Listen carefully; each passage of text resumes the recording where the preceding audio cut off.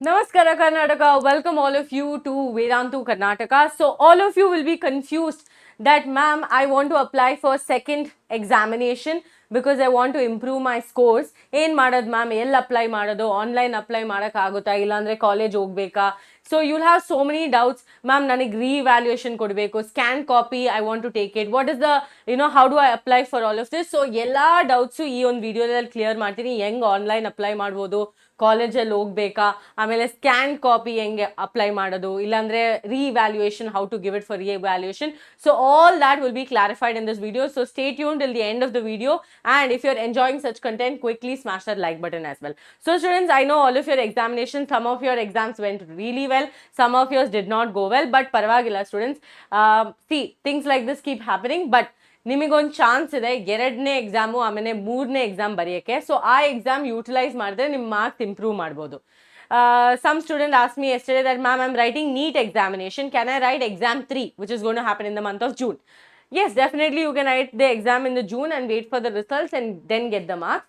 But ನೀವು ಇವಾಗ KCET exam ಬರಿಬೇಕಂದ್ರೆ you should make sure that you're going to write the second examination, okay, so that you can get an improvement in the marks. Ivaga students, yeng second examination ge apply ಮಾಡೋದು. So very simple students, ivaga ನಿಮಗೆ ಗೊತ್ತು ನಿಮ್ಮ marks ಚೆನ್ನಾಗಿಲ್ಲ, ನನಗೆ ಬರಿಬೇಕಂದ್ರೆ you have to go to your college. After going to your college, you can apply for the examination. Listen to me carefully. Before, there was a fees for the examination. Per subject, there used to be some 140 rupees or something. But now it is no more there. You can apply for one subject, two subject, or all the subjects again. Okay, if it is given NC in your marks card, andre pass ಆಗಿಲ್ಲ ಅಂತ, so ಆ ಎಕ್ಸಾಮ್ಗೂ ನಿಮ್ಗೆ apply ಮಾಡ್ಬೋದು. ಇಲ್ಲಾಂದ್ರೆ 2 subjects ಬೇಕಂದ್ರೆ ಅದು apply ಮಾಡ್ಬೋದು. ಇಲ್ಲಾಂದ್ರೆ ಎಲ್ಲಾ ಸಬ್ಜೆಕ್ಟು ಬರಿಬೇಕು ಮ್ಯಾಮ್ ಅಂದ್ರೆ ಆ ಥರನೂ ಅಪ್ಲೈ ಮಾಡ್ಬೋದು. ಇವಾಗ ಯಾವ ಕಾಲೇಜಿಂದ ಹಾಲ್ ಟಿಕೆಟ್ ಸಿಕ್ಕಿಲ್ವಾ, ಆ ಕಾಲೇಜಲ್ಲೇ ವಾಪಸ್ ಹೋಗ್ಬಿಟ್ಟು ನೀವು ಅಲ್ಲೇ ಅಪ್ಲೈ ಮಾಡ್ಬೋದು. ಇವಾಗ for students who are thinking of online, ಹೆಂಗ್ ಮ್ಯಾಮ್ ಆನ್ಲೈನ್ ಅಪ್ಲೈ ಮಾಡೋದು? ಸ್ಟೂಡೆಂಟ್ಸ್, ಆಸ್ ಆಫ್ ನಾವು ಬ್ರೋಷರ್ಸ್ ಏನು ಬಂದಿಲ್ಲ. ಲೈಕ್ ಯೂಶಲಿ ಅವರೊಂದು ಫ್ಲೋ ಚಾರ್ಟ್ ಕೊಡ್ತಾರೆ.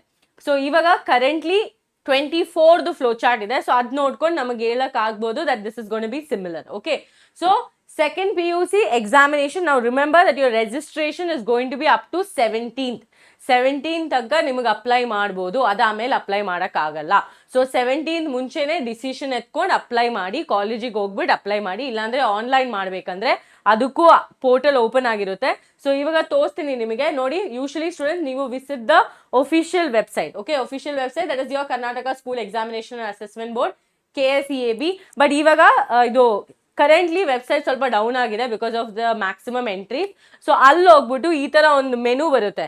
ಆ ಮೆನುದಲ್ಲಿ ಅಪ್ಲೈ ಹಿಯರ್ ಅಂತ ಕ್ಲಿಕ್ ಮಾಡಿದ್ರೆ ಆಟೋಮ್ಯಾಟಿಕ್ಲಿ ಒಂದು ಪೇಜ್ಗೆ ಓಪನ್ ಮಾಡ್ತೀರಾ. ಓಕೆ, ಸೊ ತೋರಿಸ್ತೀನಿ ಈ ಪೇಜು, ಇದೇ ಪೇಜು. ಇದು ಬಂದ್ಬಿಟ್ಟು 2024ದು.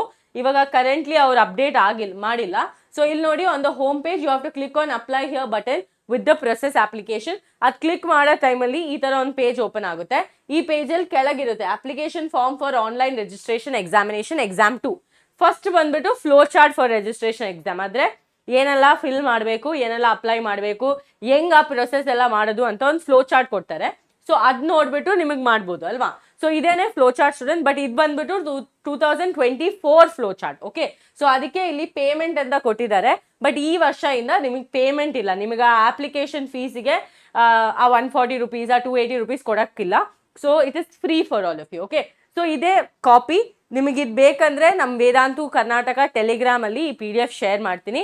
ಸೊ ಅದರಿಂದ you can just check this and you can properly read and understand this. Okay, what you have to do, normal things students. Application form open ಆದ್ಮೇಲೆ ನಿಮ್ಮ details ಎಲ್ಲ fill ಮಾಡಬೇಕು. ಲೈಕ್ ನಿಮ್ಮ ಹೆಸರು, roll number, parents name, date of birth, subject details, academic year, school ಇಲ್ಲಾಂದ್ರೆ college code, ಇದೆಲ್ಲ enter ಮಾಡಿಬಿಟ್ಟು ಇದೆಲ್ಲ ಸೇವ್ ಮಾಡಬೇಕು. ಸೇವ್ ಆಮೇಲೆ ಸೇವ್ ಆ್ಯಂಡ್ ರೆಕಾರ್ಡ್ ಅಂತ ಒಂದು ಆಪ್ಷನ್ ಇರುತ್ತೆ. ಅದು ಕ್ಲಿಕ್ ಮಾಡಿದ್ರೆ ಸಬ್ಮಿಟ್ ಆಗುತ್ತೆ ಫಾರ್ಮ್. ಸಬ್ಮಿಟ್ ಆದ್ಮೇಲೆ also you can take a print of it and keep it with you just for confirmation state. Okay, so I hope online application is clear to all of you. ಇದು last ಇಯರ್ದಲ್ವಾ. So ಇವಾಗ ಆ website open ಮಾಡಿದ್ರೆ ಈ ತರ ತೋರಿಸುತ್ತೆ, application is close, the last day to apply for Exam-2 is 18/4/2024 at 5 PM. So ನಿಮಗೂ almost ಆ ಡೇಟೇ ಕೊಟ್ಟಿದ್ದಾರೆ, 17th ಅಂತ ಕೊಟ್ಟಿದ್ದಾರೆ ಇವಾಗ. ಸೊ 17/4/2025 by 5 PM ಕ್ಲೋಸ್ ಆಗುತ್ತೆ. ಸೊ ಅದಕ್ಕೆ ಮುಂಚೆ ಡಿಸೈಡ್ ಮಾಡ್ಕೊಂಡು ಅಪ್ಲೈ ಮಾಡಿ. ಏನಾದರೂ ಒಂದು ಎಕ್ಸಾಮಿಗೆ ಫೇಲ್ ಇಲ್ಲಾಂದರೆ ನಾಟ್ ಕ್ಲಿಯರ್ ಅಂತ ಬಂದರೆ ಕನ್ಫರ್ಮ್ ಆಗಿ ನಿಮ್ಮ ಆ ಎಕ್ಸಾಮ್ ಬರೀಬೇಕು.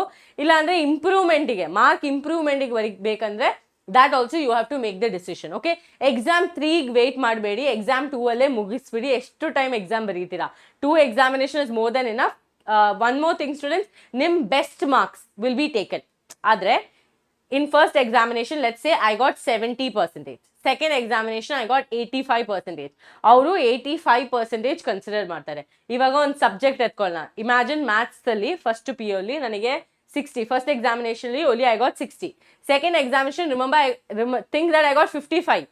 Ma'am, which one will they take? They will take the 61. Understood? They will take the 61. So always remember that your best of the exam score only will be taken. Best of the exam score will be taken. Clear to all of you?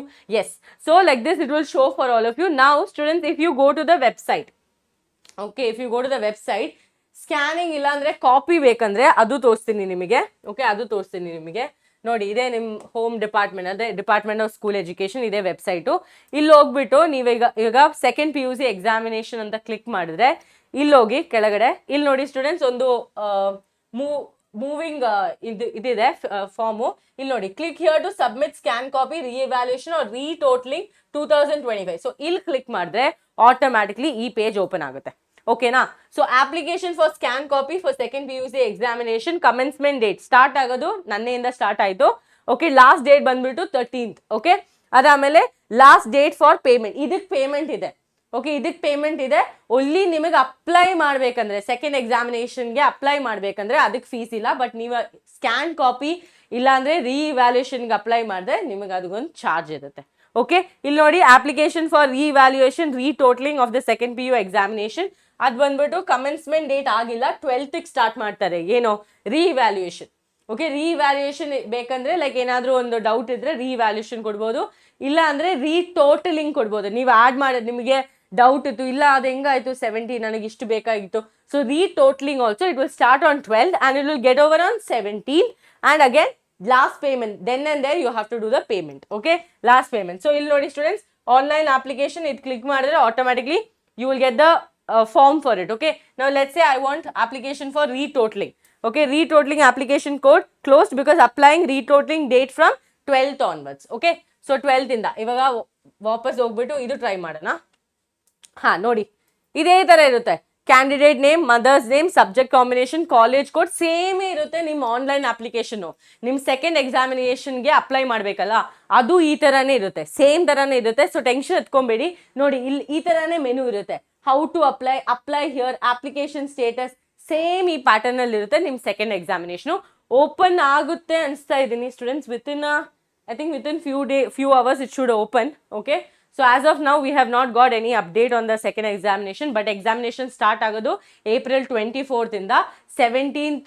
Before 17th you have to fill the form. Okay, so I hope this video helped all of you.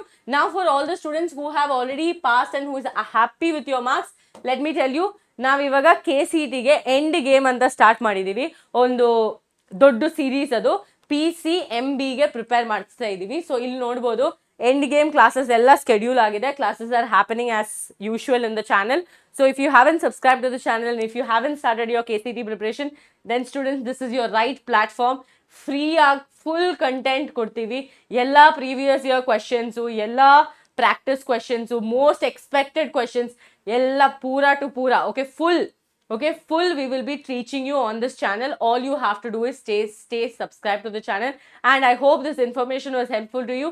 Don't worry, any information about the online registration opening, immediately we will be coming here on the channel. All you have to do is stay subscribed. Okay, thank you so much students. See you all next time.